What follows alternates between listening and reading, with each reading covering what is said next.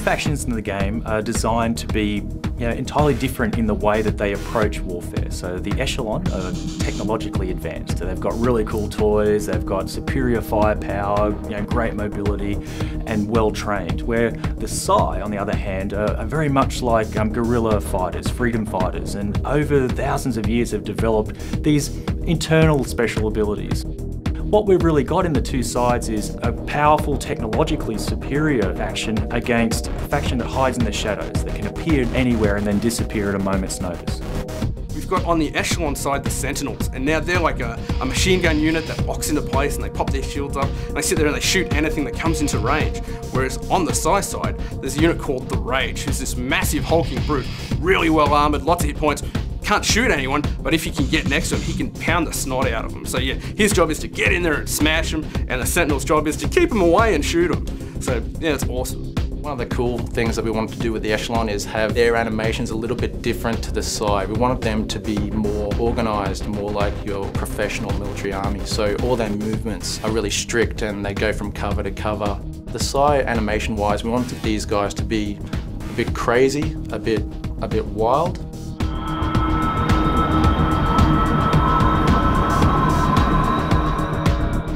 At the start of the game, we wake up as the lead character, Aiden Geary. He's a commander in the Echelon forces who has just woken up from hibernation. He's been sleeping for 1,000 years, waking up into this new world that's in utter chaos. There's also a hint during the opening that Aiden Geary is also kind of part Psi. The hero characters are there to help you get through the levels and to show you what the items that you can actually unlock and the powers that you can get later on. So they're really there to drive the player onwards. On the Echelon side, we've got a guy called Coop, who's with you in the very first mission, and he's your jack of all trades. He's got a minigun for killing infantry, he's got a missile for shooting air things, and he's got a big shield for stopping damage. Whereas on the Psi side later on, there's this crazy chick called Sable, who actually does this massive long-range damage attack called the Eye of the Storm, and just cuts through units. And it also helps the player know that somewhere in their future, they can get access to these items as well. And they really want to get it because it's a great effect and it's lots of damage, and then they can use it in multiplayer. So they're there as well to entice the player to continue.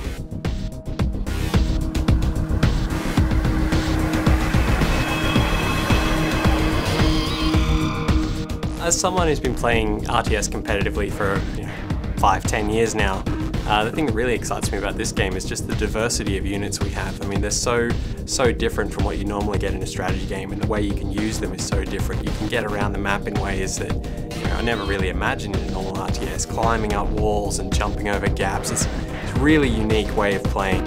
One of the key features of our game is the way that you can get in at eye level with particular units, so you get detail close to a third-person fighting game. I think the Enforcers are probably the most useful unit I have. I mean, they're really tough. You can move them around the map very quickly, and if you can get a lot of them together, you can actually take down any of the other units in the game if you use a bit of strategy. You can create a bit of crossfire, a bit of flanking action with their abilities. They've got the Commando Rush, so you can get in there very quick and take anything out.